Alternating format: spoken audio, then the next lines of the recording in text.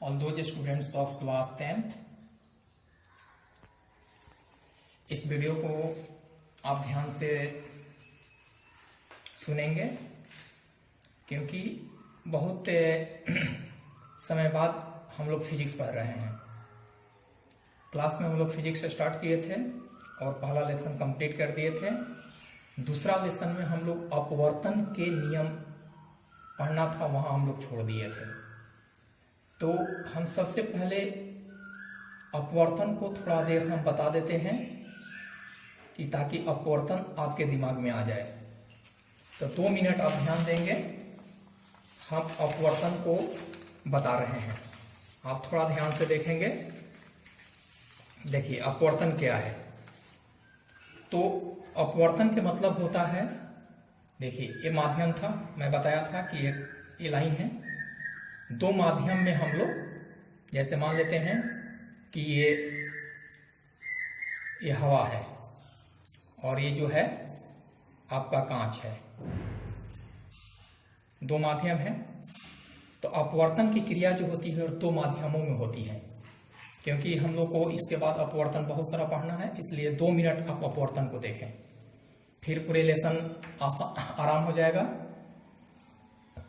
तो प्रकाश के दिशा में परिवर्तन, जैसे मान लेते हैं कोई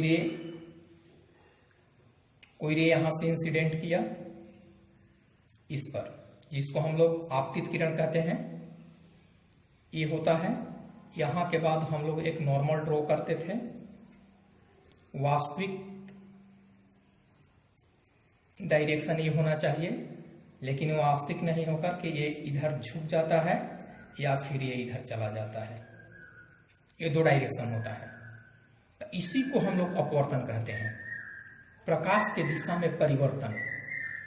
तो इस जो प्रकाश है जो इस माध्यम पर पड़ रहा है, जो दोनों को अलग कर रहा है, हवा और कांच। तो मैं ये भी बताया था 2 पॉइंट के माध्यम से कि कब ये किरण अभिलंब की ओर झुकता है और कब ये अभिलंब से दूर हो जाता है। आपके नोट कॉपी में लिखा हुआ है, ठीक ना। तो ये दोनों माध्यम है और ये देखिए ये वास्तविक डायरेक्शन होना चाहिए था इसका, लेकिन वास्तविक नहीं होकर के दोनों तरफ मुड़ता है। या तो ये नजदीक आएगा या तो दूर आएगा। इसी को कहा जाता है अपवर्तन। जब कोई किरण अपवर्तन के बाद अपने दिशा को बदल लेता है तो उसको अपवर्तन कहा जाता है। जबकि इसके पहले हम लोग परावर्तन पढ़े थे कि ये आपतित होता है और ये अपवर्तित होता था, ठीक ना। तो ये हम लोग परावर्तन में पढ़े थे। दोनों को अलग करने के लिए ये रे होता है, ये आई होता था, ये आर होता था। इसमें भी आई आर होता है। तो मैं ये भी बताया था कि ये आई हो जाएगा और आर, एक बार ई होगा आर और एक बार ई होगा। यदि वह अभिलंब से नजदीक आता है तो फिर आर को हम ए लेंगे, और यदि अभिलंब से दूर जाता है तो आर को ए लेंगे। हम 2 पॉइंट के माध्यम से आप लोगों को बताए थे कि जब प्रकाश की किरण जब विरल माध्यम से सघन माध्यम में प्रवेश करता है तो वह अभिलंब से नजदीक आ जाता है, और जब सघन माध्यम से विरल माध्यम में प्रवेश करता है तो अभिलंब से दूर हो जाता है। उस प्रकार उसके बाद हम याद नहीं है कि हम अपवर्तन के नियम लिखवाए या नहीं थे, लेकिन अपवर्तन हम शुरू कर दिए थे। तो हम अपवर्तन के नियम को हम बता दिए हैं आप लोग को, ठीक है, कि अपवर्तन के 2 नियम होता है। जिस प्रकार से परावर्तन का नियम होता था, उसी तरह से अपवर्तन के भी 2 नियम होते हैं। देखिए अपवर्तन के मुख्यतः 2 नियम होते हैं। यहां पर देखिए, ये आप देखिए यहां पर आपतित किरण, अपवर्तित किरण और आपतन बिंदु पर खींचा गया अभिलंब। आपतित किरण, अपवर्तित किरण और आपतन बिंदु पर खींचा गया अभिलंब, तीनों एक ही तल में होते हैं। यहां पर आइए, देखिए ए वो आपतित किरण, ओ बी अपवर्तित किरण, और एक पॉइंट जो होगा वो आपतन बिंदु कहलाएगा। तीनों जो है ओ पर है। ईओ को आपतित किरण कहते हैं, ओबी को अपवर्तित किरण कहते हैं। ये जो है आपका ओरिजिनल डायरेक्शन होना चाहिए था, लेकिन ये क्या हुआ है, अभिलंब की ओर आ गया है। ये जो है डायरेक्शन बदल गया है। तो जब तक डायरेक्शन चेंज नहीं होगा तब तक वो अपवर्तन नहीं कहलाएगा। इसलिए देखिए उसके बाद है आपतन कोण की जाया। जो आपतन कोण के लिए जो एंगल बनता है, जिसको हम लोग साइन आई कहते हैं, आपतन कोण की जाया जिसको साइन आई कहते हैं, और अपवर्तन कोण की जाया जिसको साइन आर कहा जाता है। माने आपतन के साथ जो कोण बनेगा उसको साइन आई कहते हैं, और अपवर्तन के साथ जो कोण बनेगा उसको साइन आई आर कहते हैं। और आपको साइन के बारे में जानकारी हो चुका है क्योंकि आप ट्रिग्नोमेट्री पढ़ चुके हैं। आई के माने यहाँ जितना डिग्री का कोण बनेगा, यदि 30 बनता है तो यहाँ साइन 30 होगा। ऐसे कहने का मतलब है कि ये आपका साइन आई है। यदि आई 30 डिग्री का होता है तो यहाँ पर हम लिखेंगे साइन 30 डिग्री। इसको हम लोग यूज करेंगे, ठीक है। उसी तरह से आप ये तीनों जो होता है, आपतन कोण की जाया तथा अपवर्तन कोण की जाया का अनुपात एक नियतांक होता है। अर्थात साइन आई बटा साइन आर जो होता है एक नियतांक के बराबर होता है, ये कांस्टेंट होता है। एक रूल्स है, जिस तरह से परावर्तन के 2 नियम हम लोग पढ़े थे कि आपतित किरण, परावर्तित किरण। अपवर्तित की जगह पर हम लोग परावर्तित पढ़ते थे वहां पर, यहाँ पर हम लोग अपवर्तित पढ़े थे। और मैं पहले भी बताया था कि यदि आपको परावर्तन आता है तो फिर अपवर्तन पढ़ने में बहुत प्रॉब्लम नहीं होगा, क्योंकि जहां परावर्तन है उस सब के जगह पर हम लोग अपवर्तन पढ़ेंगे, ठीक है। बस चेंज यही होता है कि रिफ्लेक्शन के जगह पर रिफ्रैक्शन होता है, ठीक है। जैसे हम लोग पढ़ते थे रिफ्लेक्शन, इसके जगह पर हम लोग पढ़ेंगे रिफ्रैक्शन। ये आर ए हो जाएगा, बस रिफ्लेक्शन आई हो जाता है रिफ्रैक्शन, FRATION, बस रिफ्रैक्शन और रिफ्लेक्शन, बस अंतर इतना ही होगा, ठीक है। ये सब नोट कॉपी में नहीं लिखना है, ठीक है। नोट कॉपी के लिए आपके पास ये है। तो अपवर्तन का नियम है। हम आज विशेषकर सबसे ज्यादा जो है वह अपवर्तन पर जोर देंगे ताकि आपको अपवर्तन याद आ जाए। तो ये अपवर्तन का नियम था। इसके बाद अब अपवर्तनांक एक टॉपिक है, छोटा सा टॉपिक है अपने आप में। अपवर्तनांक किसको कहा जाता है? तो देखिए हम लोग यहां पर क्या पढ़ रहे हैं, फिजिक्स में 2 माध्यम में हम लोग पढ़ेंगे। जब परावर्तन पढ़ते थे तो हम लोग एक ही माध्यम में पढ़ते थे, लेकिन यहाँ 2 माध्यम की बात करते हैं, कभी हवा कांच, कभी जल, कभी कांच। तो यहाँ पर 2 माध्यम लिखा है कि किसी माध्यम का अपवर्तनांक शून्य में प्रकाश की चाल और उस माध्यम में प्रकाश की चाल के अनुपात को कहते हैं। अर्थात अपवर्तनांक बराबर शून्य में प्रकाश की चाल बटा माध्यम में प्रकाश की चाल। अब देखिए कि अनुपात का मतलब होता है बाटा, ठीक ना। जैसे 2 राशियों का अनुपात, ए अनुपात बी, जैसे ए और बी, ये 2 राशि है, दोनों का अनुपात का मतलब क्या हुआ, ए अनुपात बी, या इसको हम ए बटा बी लिख सकते हैं, ठीक है। ए बटा इसको हम लोग बी लिख सकते हैं।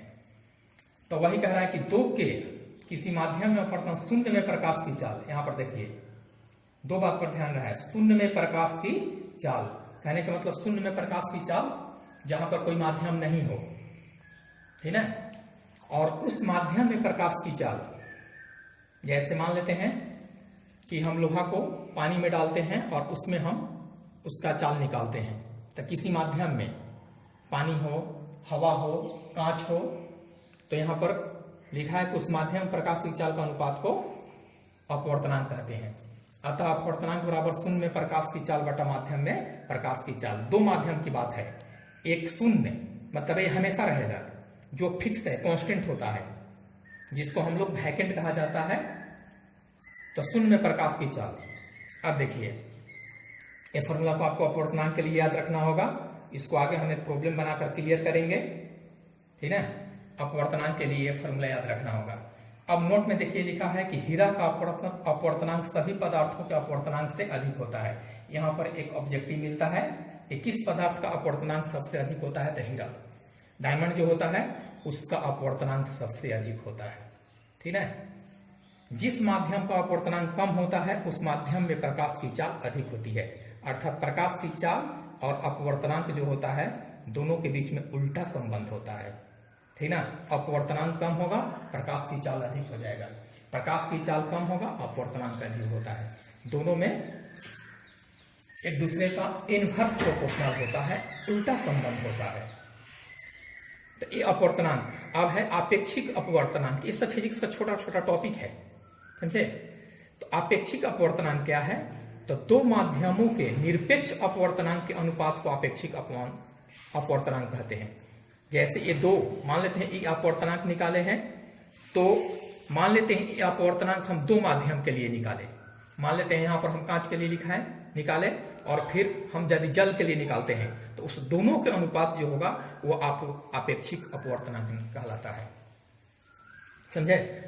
जैसे आपेक्षिक अपवर्तनांक माने दो माध्यम के निरपेक्ष अपवर्तनांक के अनुपात को आपेक्षिक अपवर्तनांक कहा जाता है। एक डिफिनेशन है जो आप निकाल लेंगे। अब देखिए हम ये अपवर्तनांक को क्लियर करते हैं एक प्रॉब्लम के सहारे। लिखा है कि निर्वात में प्रकाश की चाल 3.00 गुने 10⁸ मीटर पर सेकेंड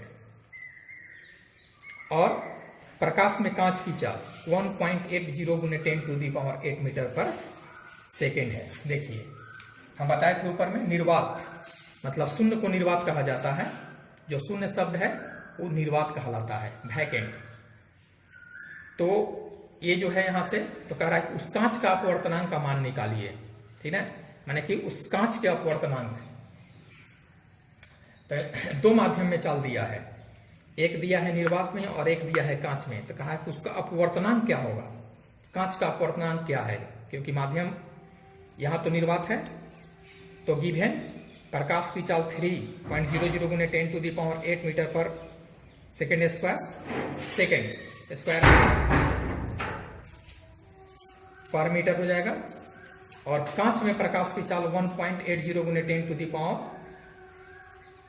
मीटर पर सेकेंड, क्योंकि चाल का मात्रक मीटर प्रति सेकेंड होता है।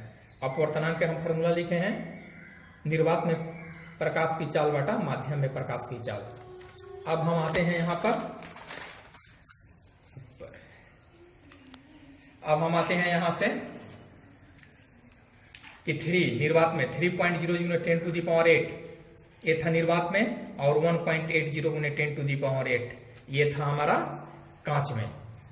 यहां से 10⁸ और 10⁸ कैंसिल हो जाता है। शायद फोटोस्टेट कॉपी में नहीं कटा होगा तो आप कैंसिल कर देंगे, बच गया 3.00 गुने 1.80। यहां से दोनों से डिसिमल हट जाता है तो 300 बटा 180, एक जीरो और एक जीरो कैंसिल हो जाता है, 30 बटा 18। 6 यहाँ कैंसिल होगा, 6 5 जा 30, 6 3 जा 80, 5 बटा 3। जब इसको डिवाइड करेंगे तो 1.66 मैंने ये आते चला जाएगा, इसलिए 1.66 आंसर। अपवर्तनांक का कोई मात्रक नहीं होता है, ठीक ना। आप लोग को बताए हैं कि मात्रक नहीं होता है, क्योंकि अपवर्तनांक जो होता है सेम क्वांटिटी का रेशियो होता है। तो हम बहुत पहले भी बताए हैं कि जब दो चीज का अनुपात होता है तो उसका मात्रक नहीं होता है, क्योंकि दोनों, इस ऊपर में भी चाल है और नीचे में भी चाल है, दोनों का अनुपात होता है, बस माध्यम अलग है, इसलिए अपवर्तनांक का कोई मात्रक नहीं होता है। तो इस टॉपिक से हम एक अपवर्तनांक, दो टॉपिक था जिसको हम क्लियर किए फिजिक्स में। ये दोनों जैसे इस लेसन से थोड़ा सा हट कर था, अपवर्तनांक और आपेक्षिक अपवर्तनांक। और अपवर्तन का नियम यदि कॉपी में होगा तो ठीक है, और नहीं तो आप समझ लेंगे। और ये दोनों टॉपिक को वीडियो के माध्यम से आप समझेंगे, एक दो बार ध्यान से देखेंगे, थोड़ा सा हट करके ये है, लेकिन पहले जो हम पढ़ाए हैं फिजिक्स को पढ़ करके आप समझ सकते हैं इसको। और प्रॉब्लम यहां पर देखेंगे तो ये चीज क्लियर होगा। हम आज ज्यादा नहीं पढ़ाने जा रहे हैं ताकि आपको फिजिक्स से आसानी से ये चीज समझ में आ जाए। इसको कॉपी आप कर लेंगे, किसी तरह का कोई प्रॉब्लम होगा तो फिर हमें बताएंगे। Thank you all the students.